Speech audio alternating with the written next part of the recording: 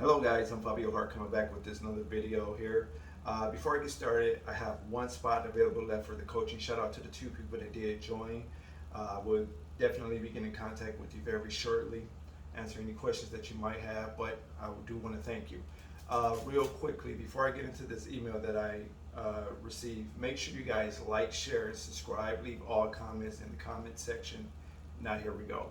So I received an email from a young lady, I guess she watched my videos, and she was saying that, Fabio, I don't have any problem with getting walkthroughs. I get walkthroughs all the time. The problem that I'm having is closing them. And even with the ones that I close, it seemed like they're more uh, attracted to me than hiring a business, hiring a company to clean their business. How can I handle or deal with this type of situation? And this is not uncommon, to be actually frank and honest with you guys.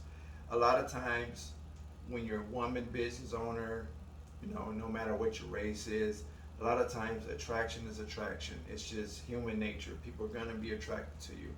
Now, the way that I divert from that, because I've dealt with this a few times in my life doing this type of business, is that I kind of bring them back to the real reason why I'm there. Sorry. And that is to pick up the cleaning contract. Now, in a polite way, whether I'm in a relationship or not, what I tend to tell them is either A, I'm married, or B, I'm already involved with someone. But I do it in such a matter-of-fact way, such a low-tone way that is not too, overly, said. Because again, I do want to pick up the contract, but I don't want to pick up the contract with the notion of this person want to be romantically involved or sexually involved or whatever the case is.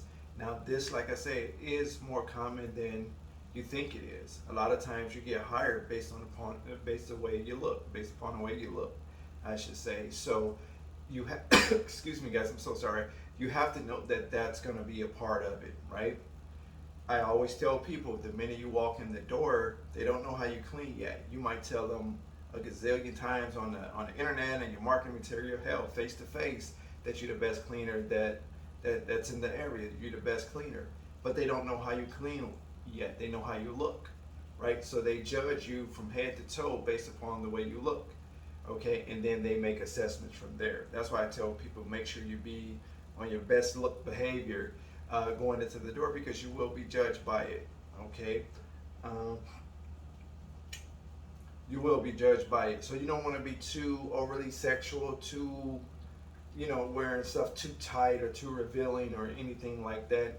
My guys, if you got dreads or you want to be tapered up, or your dreads, you want to have them retwisted or whatnot, or whatever the case is, you want to be professionally put together as if you were going to an interview, right? You don't want to overdo it, right? So, but like I say, as far as the women, that's going to happen, okay? That's going to happen. You just have to find a unique way to bring them back to why you're really there. And that's to do the walkthrough so you can eventually pick up that particular contract. Okay, now to hop on the side where she said that she gets the walkthroughs, but she's not closing. Now that could have a lot to do with your pricing, your overall presentation. Maybe it was a disconnect during the walkthrough somewhere. So usually what happens, and this is why I like to take my estimates in, or my bids in, so I can kind of explain to them what we have here, how we derive to these numbers, so forth and so forth. A lot of them will say, well, just go ahead and email it to me. Okay, so you email it to them. You do want to follow up, I would say, within the next business day morning, right? Within the next morning business day. So if you're got the email into them, let's say at 6 o'clock this evening, 7 o'clock this evening, then by the next day, sometime before, I would say before noon, perhaps give them a call and ask them if they had any questions about the estimate or the bid that you sent in. Me, like I say, I personally like to bring it in to them unless they prefer maybe a fax or they prefer it to be emailed. If they prefer it that way, then you send it that way. Okay? But like I say, you want to kind of figure out what the disconnect is. You want to see, is it the price? If it's the price, could you work on the price? If it's something else that you don't offer, could you perhaps offer that? So it's a lot of different things that's going on, or they may just not be interested. They might just be collecting quotes. Sometimes that happens. A lot of times that happens actually. So they might have 3 already on their dash sheet, a 4th one. They just kind of want to weigh the pros and cons. So a lot of times they say, oh, before the end of the week we'll call you, or if we're interested we'll get back to you. Okay, but I like to try to get some intel on, okay, well, exactly what are you looking for? But I like to get that up front before it's even time for me to put the numbers in. So that's why it's a certain, I have this thing, and if you're in my coaching, a lot of people know I have this laminated questionnaire, right? So these are all of the questions, and I add to it regularly and update it regularly, but these are all of the questions that may come up during the walkthrough. Or sometimes you're trying to think, okay, I'm nervous, what do I ask them? I get a lot of people that say, Fabi, I'm so nervous, this is my first walkthrough, or this is my 3rd walkthrough, I'm really nervous, what do I ask them, right? A lot of times they're just gonna automatically give you the information because they know what they want. But it is certain questions, hey, would you like this clean? Would you like the outside or the perimeter of your business clean? Right? There's a lot of other questions that you can ask them, and I have a whole list of it, like it's just laminated that my assistant, my people, we typed up, right? And I laminate it because I take it with me everywhere I go in terms of every potential contract that I go into, right? Every time I door knock, every time, I'm always ready. I always have this list right on my clipboard, ready to go, because again, I know some of the questions to ask that they might not necessarily tell me, so I'll bring it up to them so I have a clear idea. The worst thing ever is when you think you got all of the information, you go ahead, you put the numbers together, and they say, oh, by the way, could you do, but that's generally a question that's right on my kind of my breakdown, if you will. So again, this is just a unique way that I do with my business when I go and do door to door, or I'm doing some walkthroughs or whatever the case is. I want to have the questions answered. That way it can help me put together an effective proposal, bid or estimate. Okay, so like I say, if you go and do your walkthroughs and you don't have any problems getting the walkthroughs, but you're having a problem closing, you got to figure out what that problem is. It could be a gazillion and one reasons, like I said. It could be, you know, your estimate. It could be you. It could be a disconnect between the walkthrough from the time you did the walkthrough and the time you did the numbers. It could be a disconnect somewhere. They might didn't catch a good vibe from you. Maybe you were unprofessional. Maybe it wasn't a good day for them to even do a walkthrough, right? So it's a lot of different things that could be going on.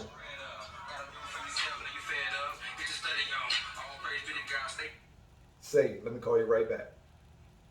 Okay. Sorry guys, but yeah, it could be you know, a disconnect somewhere. If that's the case, you want to figure out what that disconnect is, and you kind of loop them back in. If it's the price, see if you can work on it on the price.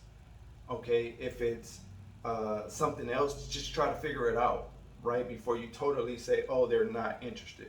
This is what I do. Okay, so usually when they tell me no, I like to ask, well, is there a specific reason why you decline our proposal, why you decline our estimate? They'll say, yeah, I think the number was too high. I'll say, okay, what are you used to paying? Right? I come back to it, I get more engaging. What are you used to paying for your cleaning service? Oh, somewhere around the neighborhood of such and such and such and such. If it's a price that I know I can do it for, then I might work with them. But if a lot of times they'll lie, they give you the price that they want to pay and not the price that they usually pay, right? So you have to kind of figure that out in your head. You have to say, well, you know what, whoever did it for that, I see why they're not here no more, why they were messing up, because they were losing money to be here from the start, right? So again, guys, you want to be very point blank period with them. You want to, if it's a price, see if you can work with it. If you can't work with it, then it's a no-go. Don't even try to force it. If it's a price that you can work with, you say, okay, outside of the price, is there anything else that would hinder you from hiring us as your service provider? And that'll give them a time to think and say, no, it's just a price. So now that we know that it's just a price, you say, okay, well, I'll see what I can do. I'll talk to my associates or I'll talk to my business partner, whether you have one or not. You always kind of want to make it seem like you got to go through somebody else, or, you know, that you're not the only one to make the decision. Okay, I find that to be effective for me, so it might work for you. But whether you do it that way or you don't do it that way, you still want to say, well, just give us, let me get back to the home office. Let me see if I can work something out, and I turn in a new estimate to you tomorrow morning by 9 a.m. Okay? Again, I like to bring it to them because a lot of times you email, they say, I didn't get the email, I didn't get the fax. Can you re-fax it? Can you re-email it? I checked my junk folder, it wasn't there. So you got to go through all of these different tangents, right?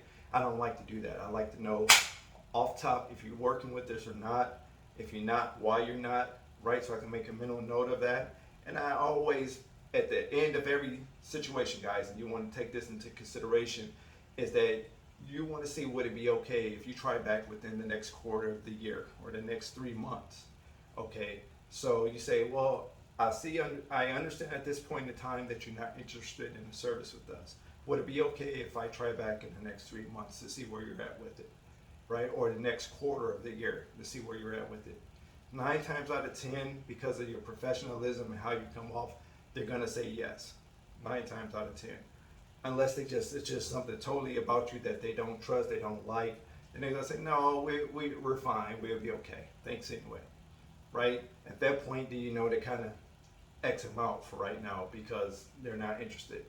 Okay, so again, if you turn the numbers in and they stumble in calling you back, now is your time to do your call back, right? If they don't call you back, you want to call them back. See if it was something that you missed, or see if it was something that that's hindering them from having you as their service provider.